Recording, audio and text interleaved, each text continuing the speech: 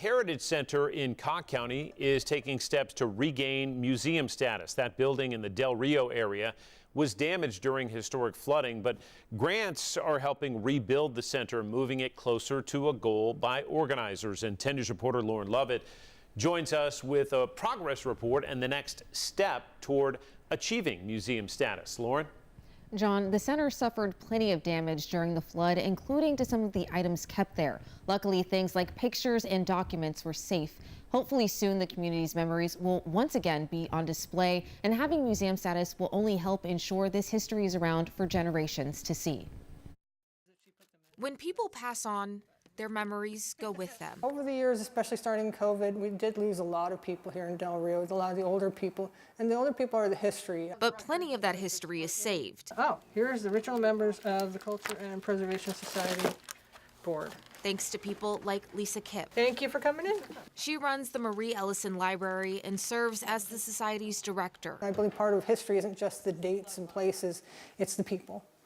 Knowing their stories, who they were, what they did for the community. That's why she says having the Heritage Center is vital, and why the loss from the flood makes such an impact. It took us 2 weeks to get in here because this door was swollen shut. Some things had floated and were perfectly fine. Other things were damaged beyond repair. We did lose a lot of the artifacts, especially the stuffed furniture, and some of the other furniture had become delaminated. There's a lot of 40s and 50s furniture. It wasn't the high-end stuff, but it was representative of the community. The building itself also took a hit, but grants have helped them rebuild and get one step closer to a museum designation. The long-term goal is, of course, to have a museum and then have regular open days.